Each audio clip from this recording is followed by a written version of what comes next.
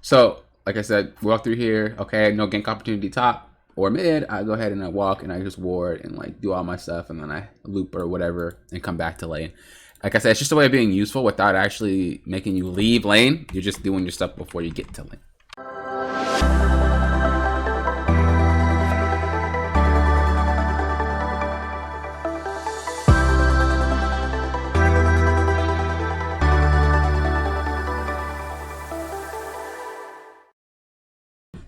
Welcome back, everyone, to the Coach Approach. It's your Coach Book of the Black Faker, and today we're going to be looking at a Diamond Thresh game. Before we get started, I just want to say thank you to Slippery Slappers, Captain Reed, Axonology, Alana, ABC Troll, Tiny Panther, Infinity, and Jerbear for your Patreon support. You guys are the reason we are able to have free VOD reviews for these players, so thank you guys for supporting me. If you guys wish to support me as well as get some exclusive guides, make sure you guys look at my Patreon, take a look at it, see if you like what you see, and then go ahead and support me, you know? I'm just saying.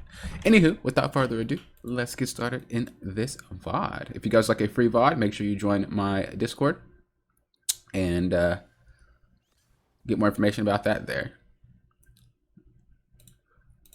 Okay. So we're Thresh with Sivir into Lucian and Yuumi. There's not really much kill threat with Lucian and Yuumi, honestly. So, not really much of an issue. This lane's kind of weird. Sivir can just straight scale. If you see a hook potential on Lucian or Yuumi, by all means do it. Otherwise, a lot of your plays should be around the buy or roaming around to that mid lane. Not really much you guys can really do here. They are trolling.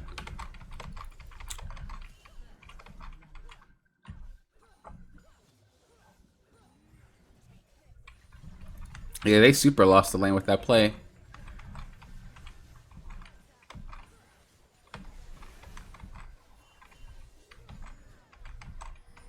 Vi's coming in for a gank. Alright, in the backing. Coming back to lane. And it's the same thing. Lucian and Yuumi just don't have any kill pressure, so you can leave Sivir and it'll be alright.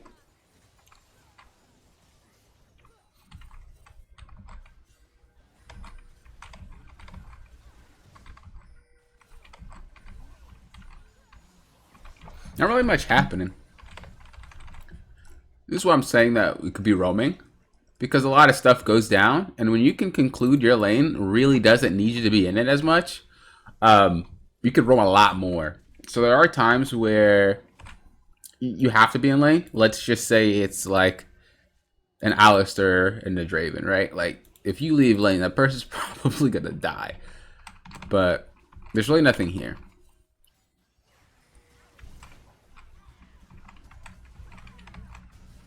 That was a nice try. So we already know they're backing. You can kind of look. Is there any gank potential up here at top? Is there any gank potential mid? We see Akali doing this, so probably not. What we can do is walk down mid just to see if that Wukong decides to overstay. If he does overstay, we can go ahead and get a playoff for this guy up here. Let's just see what happens in the next couple of seconds if he decides to stay or not. Nope, so then you would just go ahead and start making your way down. And then you can ward on your way down as well, whether you want to ward in their jungle or in your jungle, it's whatever. But that's a way of just kind of being useful without actually doing much. I was trying to get my marker. So, like I said, walk through here. Okay, no gank opportunity top or mid. I go ahead and I walk and I just ward and like do all my stuff, and then I loop or whatever and come back to lane. Like I said, it's just a way of being useful without actually making you leave lane. You're just doing your stuff before you get to lane. Because you're down here and we're not really doing nothing. We're just kind of sitting. You know what I mean? And that could have been used to ward up to get more information for your team. Or it could have been, like, if you were warding right now, you could have participated in this play here. Whether or not they needed you is a different story, but once again, you could have just been there. And that's something that you can incorporate in a lot of your games, because there's always just some fiestas happening on the map. So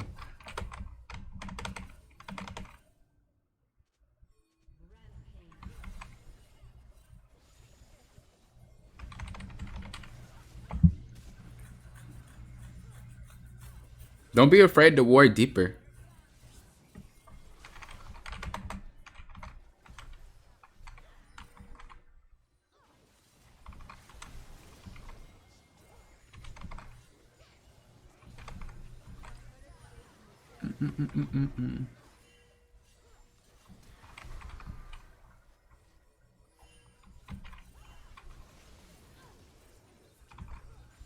That Vi is really trying to make a lot of plays down bot for no reason. Is that your duo? That'd make more sense if that was. She's like fucking going 8 bot lane. Okay, and now we start roaming, or now we start like doing other stuff. I mean, we're still basically babysitting our AD carry, but 15 minutes in, and it took us this long to kind of move around. When your lane didn't really have much going for it anyway, if Vi wasn't ganking that lane, you wouldn't have been able to play the lane the way you played it. It would just be a really like dull lane.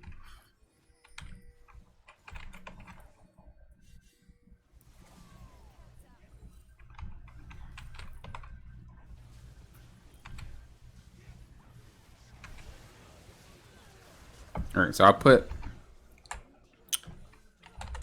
look for more roams. The more roams you look for, the better off your game will be. A really good way to just kind of get that roaming mindset is every time you back or reset, look to walk through mid. That way, no matter what's happening, you can pretty much go on about your day. And not really ruining your laning to walk all the way around. I also think that we need to look to ward deeper. When you ward, you're not warding just to look for the person to come gank you. You're warding for information. So you need to use your wards like you're using like it's for information, not it's just to protect my AD carry.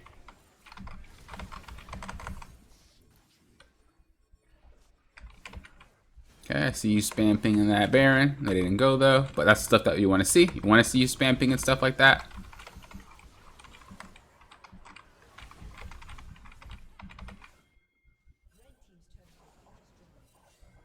Just a really bad time to reset. You know that dragon's coming up. You shouldn't have taken that long to reset. You should be prepared and already down there, already getting wards down and everything. Because you kill them. They come on back on the map. Basically, they already reset. And they get there faster than you do. And then they kill your Vi or they kill your Sivir. Because we already backed, you know? So make sure, like I said before, get those back timings down. Because the more you get those down, the better it is for your whole entire team to be able to be prepared for stuff like this. Honestly, they would have got there if they didn't chase Akali or whatever they were doing with her.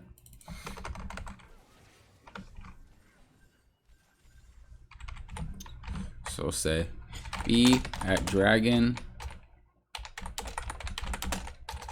Rift, or Baron about 35 seconds before it spawns. You don't want to be getting ready for it. You want to be already ready around and getting ready to fucking pop off before that 35-second mark. Getting the wards out. I like it. Even here, you're not really warding deep. You ward like so close. You have to like ward really fucking deep. There's a ward there, don't get me wrong, but we could have put a ward here. You're already right there. Like start warding deep, deep, deep, deep, deep, deep, deep.